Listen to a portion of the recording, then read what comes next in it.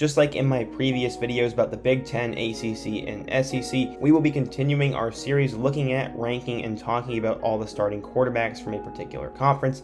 And in today's video, we're going to talk about the Big 12. So let's just get started. Kansas football was by far the worst Power 5 program in the country last year, as they got blown out by pretty much every team, lost every single game, and just looked so far behind the 8 ball. The one potential good thing about last year is that it got Jalon Daniels' feet wet in the game. Daniels was a late rising recruit who Les Miles was really high on, and according to 24/7 Sports, he was ranked as a 3-star recruit, the 2,306th best player in the class of 2020, and the 49th best dual-threat quarterback. He would finish the 2020 campaign with 718 yards, 1 touchdown, and 4 picks, and while that just sounds terrible, which it is, he got a chance to get valuable experience, showed a decent amount of flash, and that team was just so dysfunctional, there was no way he could succeed. As Lance Leipold takes over, Daniels should be the starting quarterback from here on out, and I think he has more potential than any other Kansas quarterback over the last few years, and I'm excited to see what becomes of him.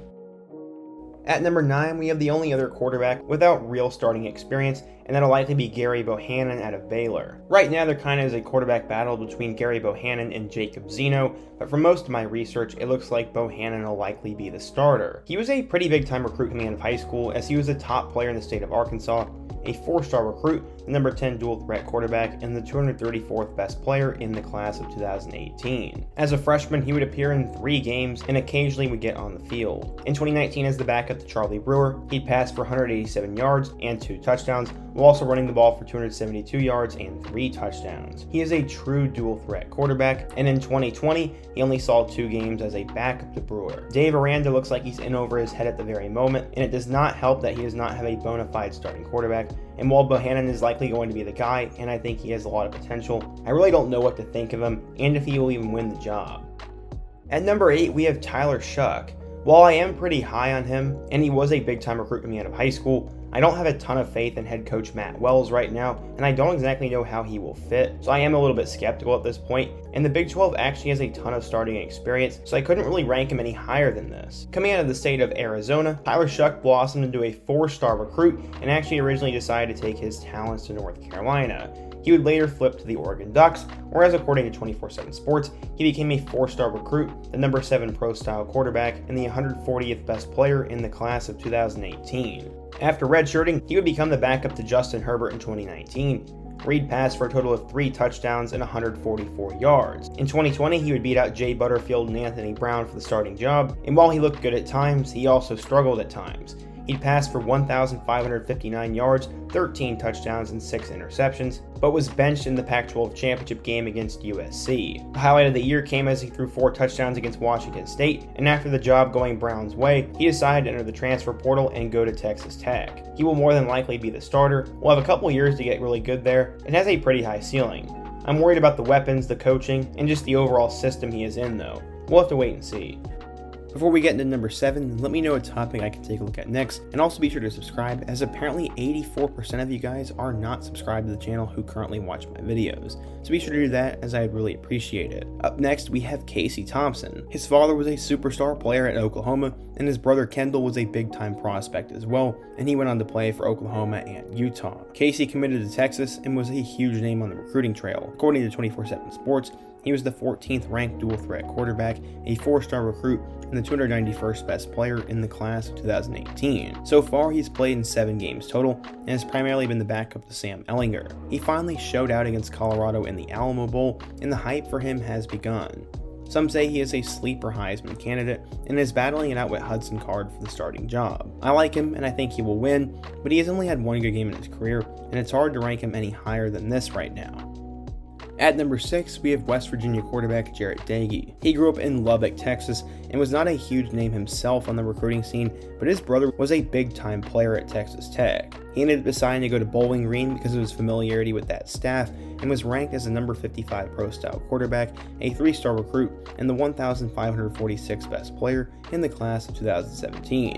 Doege became the first true freshman quarterback to start a game for Bowling Green since 1982, and had a pretty special year. After their coach was fired though, he was on the move. Doege chose to go to West Virginia and play for head coach Neil Brown.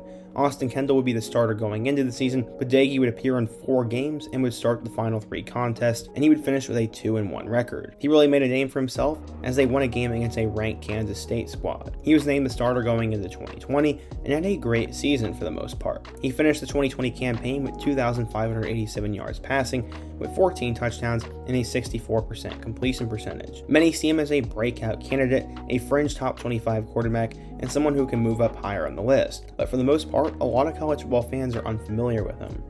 At number 5, we have Skylar Thompson.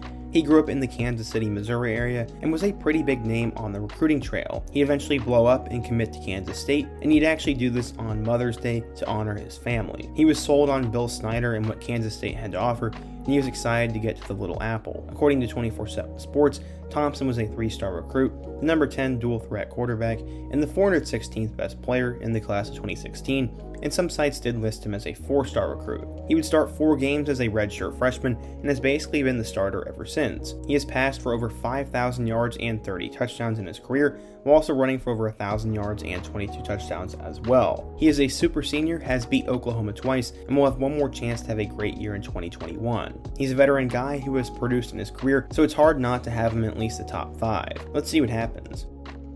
At number 4, we have TCU quarterback Max Duggan. Coming out of Council Bluffs, Iowa, Duggan chose to commit to TCU over the likes of Nebraska, Notre Dame, and Minnesota. According to 24/7 Sports, Duggan was a 4-star recruit, the number 5 dual threat quarterback, and the 229th best player in the class of 2019. He'd have a chance to play right away, as both Justin Rogers and Sean Robinson would leave. He played in all 12 games while starting the final 10 contests, and set the TCU true freshman record with 2,077 yards passing and 15 touchdowns. He also was a dynamic runner and would have a spectacular 2020 campaign. So far in his career, he has over 1,000 yards rushing with 16 touchdowns and over 4,000 yards passing and 25 touchdowns. While TCU has fallen off to a degree, I think he's going to have a huge year, and the Horned Frogs could legitimately break out. For some reason, a lot of people don't talk about how good Duggan is, and I think he will make a name for himself this season.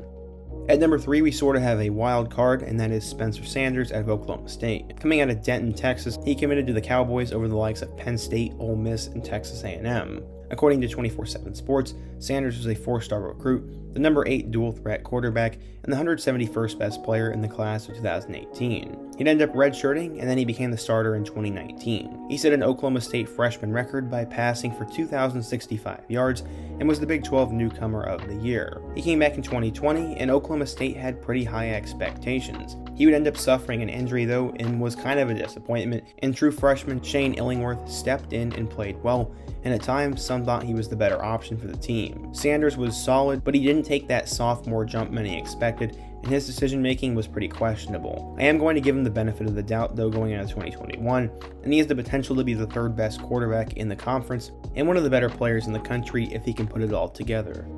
Coming out of Gilbert, Arizona, Brock Purdy was a late riser on the recruiting trail. He blew up near the end of his career and had a ton of interest from schools such as Alabama, but he ended up loving Matt Campbell and Iowa State more and chose to be a Cyclone. According to 24/7 Sports, Purdy was a 3-star recruit, the number 36 pro-style quarterback, and the 839th best player in the class of 2018. He'd come in as a backup, but he'd eventually get time against Oklahoma State, where he put his name on the map in a huge performance in that win, and at the time the Cowboys were ranked. From there he continued on as he posted the best season by a rookie quarterback in school history, and he took over as the Iowa State signal caller in the 5th game of that year. He ended up going 7-2 as a starter and led them to the Alamo Bowl. He threw for over 4,000 yards, 29 touchdowns, and led Iowa State in 2019, and was a second-team All-Big 12 selection. He had unreal hype going into 2020 as he helped lead Iowa State to the Big 12 championship and was a first-team All-Big 12 selection. The Cyclones are playoff contenders going into 2021. He is the best quarterback in school history,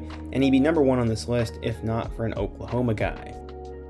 Finally, we get to number 1 on this list, and while some would argue Purdy is better than Rattler, we will go with Spencer Rattler at number 1. Coming out of high school 45 minutes away from Purdy, he was a 5-star recruit who became a sensation and would eventually choose the Sooners over the likes of USC. He was a backup to Jalen Hurts in 2019, got a chance to play in the playoff, and would be the starter going into 2020. Things would start out slow for him, but he was electric towards the end of the year and showed he was a future superstar in the making. He was the best freshman quarterback since Sam Bradford, and was named the National Freshman of the Year because of it. He threw for over 3,000 yards and 29 touchdowns, and is seen as the frontrunner for the 2021 Heisman due to his talent, potential, and Oklahoma's track record with quarterback. He could also be the number 1 overall pick in 2022, and while I do think Rattler is a tad bit overrated, I'm excited to see what he can do in 2021. So yeah, today we ranked all the Big 12 starting quarterbacks, and be sure to let me know your thoughts, how each player will do, and what topic I can do next. Also be sure to check out my new podcast, subscribe if you are new to the channel, hit that like button if you want to support today's video,